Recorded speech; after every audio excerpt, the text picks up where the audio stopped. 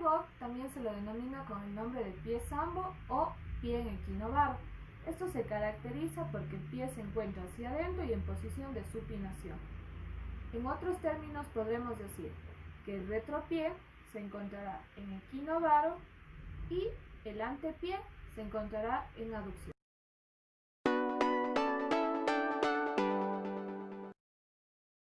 Se manifiesta que alrededor del mundo cerca de los 100.000 nacidos vivos en un año presentan esta patología. Tiene una incidencia del 80% y se manifiesta que tiene un predominio en el sexo masculino frente al femenino en una relación de 2:1. En Ecuador no existe una cifra exacta donde nos establezca cuánto es la incidencia o la prevalencia, pero se estima que puede haber alrededor de 150 a 200 nacidos vivos con esta afectación. Además de eso, podremos mencionar que es una de las deformaciones congénitas más comunes y, sobre todo, podremos decir que es de tipo bilateral, pero cuando existe una forma unilateral puede ser de predominio derecho.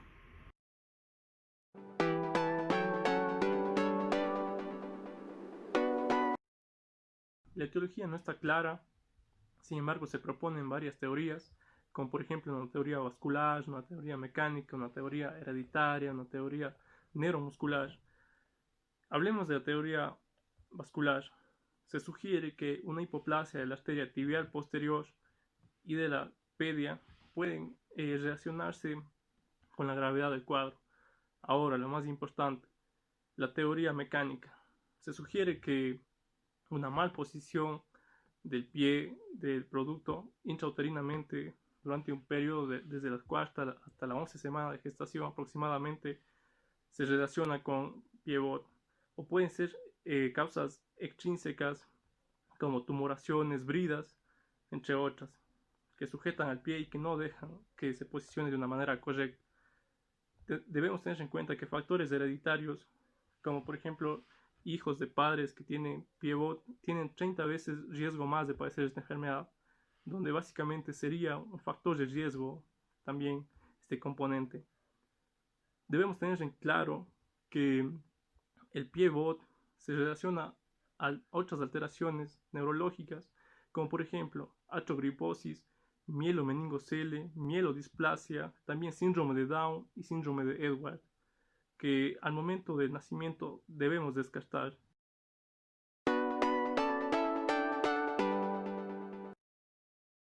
Los factores de riesgo básicamente es el sexo masculino, padres o madres fumadores durante el embarazo, madre joven, diabetes gestacional y está en estudio la deficiencia o el exceso de ácido retinoico.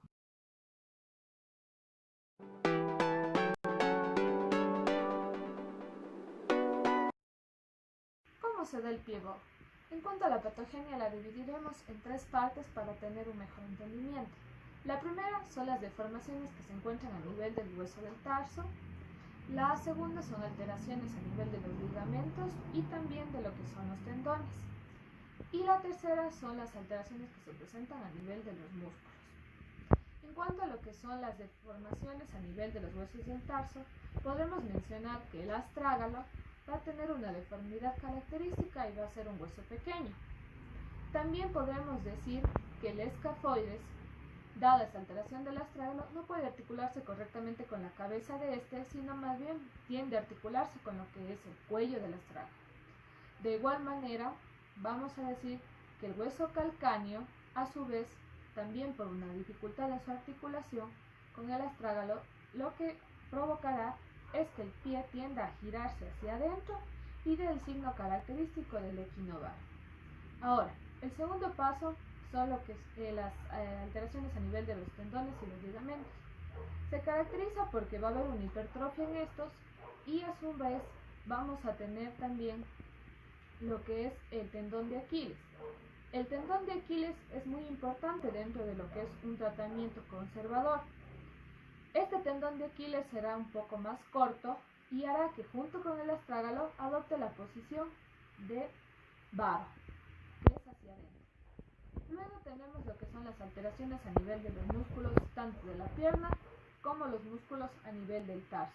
Podremos manifestar que estos músculos pueden alcanzar lo que es una hipertrofia y a su vez llegar a etapas avanzadas donde tendrá lo que es una atrofia completa. Es decir, el paciente va a quedar con unos músculos que ya no son funcionales. Podemos hacer un diagnóstico prenatal guiándonos con una ecografía. Sin embargo, no nos indica la gravedad, pero es adecuado ya que podemos establecer qué pautas vamos a tomar cuando el niño nazca. Se puede realizar a partir de las 16 semanas porque ahí se puede valorar el pie. Ahora el diagnóstico clínico. Primero y antes que nada debemos tener una historia clínica completa de la madre donde tengamos antecedentes, factores de riesgo identificables. Ahora bien, cuando el niño nazca tenemos que hacer exploraciones físicas con un orden sistemático, pero nos enfocaremos en el pie, donde prácticamente tenemos que hacer una valoración como una inspección, donde vamos a encontrar que el retropié está en equino y está en varo, mientras que el antepié se encuentra en lo que sería una aducción hacia la línea media y una supinación.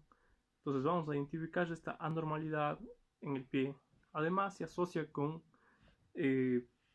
lo que es la pantorrilla más pequeño, los gastrocnemios son más pequeños y también el pie es más pequeño para el tamaño del niño.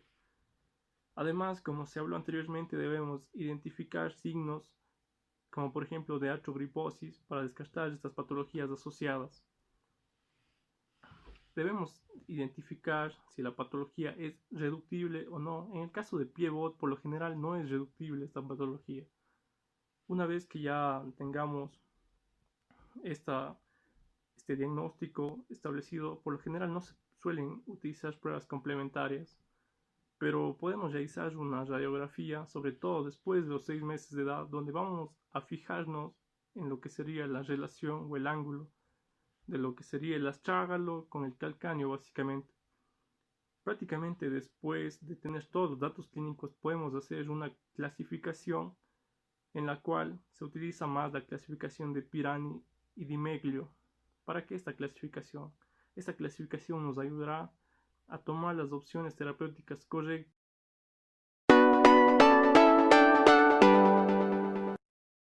El pie-bot debe ser tratado de manera oportuna y lo más rápido posible, ya que esta afección tiene una repercusión a nivel tanto social como interpersonal y también limita lo que es la movilidad y el desarrollo normal del niño y también a su vez presenta lo que son afecciones como dolor.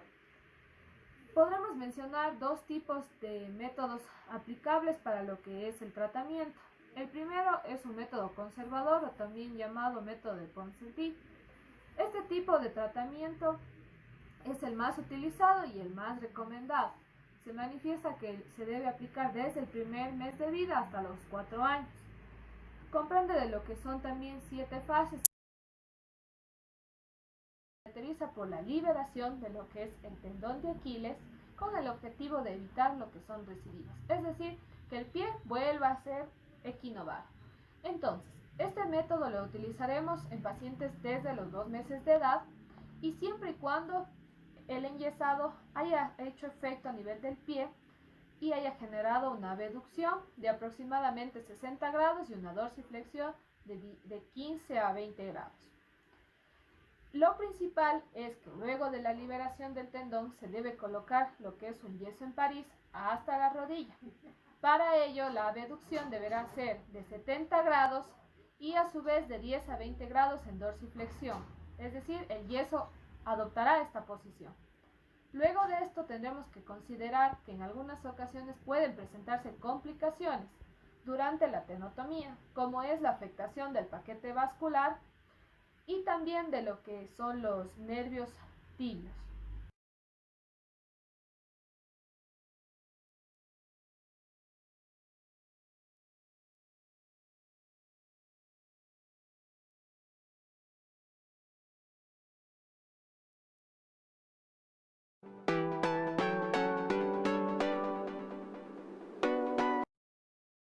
El tratamiento quirúrgico. Esto se le realizará por dos motivos. El primero es que hubo un mal método de Ponsonby, es decir, durante los enyesamientos no se revisó correctamente la posición del pie y este tendió a resbalarse en el yeso. Segundo, puede darse por recidivas, que son algo comunes en lo que son pacientes desde los 5 años hasta los 7 años, pero muy rara vez a esta edad. Esto se caracteriza porque se vuelve a generar una contractura a nivel del tendón de Aquiles, a su vez que el retropié con el antepié vuelven a desalinearse y nuevamente a dar lo que es un equinovaro. Cuando esto sucede, la mejor opción es liberar lo que es el tendón tibio medial. Este proceso se lo denomina con el nombre de liberación tibio medial del pie bono. Este método consiste en liberar el tendón. ¿Para qué? Para que exista una alineación nuevamente de lo que es la articulación subastragalina, que el retropié con el antepié se vuelvan a alinear, se vuelva a dar la deducción y nuevamente la dorsiflexión normal del pie. Siempre se debe tener consideración que estos tipos de pacientes con pie bot pueden presentar lo que son recidivas o complicaciones de la marcha durante todo su proceso de desarrollo, por lo que se recomienda una terapia de control durante todo el proceso de niñez y adultez. A su vez, en algunos casos, cuando la marcha no mejora, es decir, puede ser alterada, se le puede dar lo que son procesos de fisioterapia tras el tratamiento quirúrgico.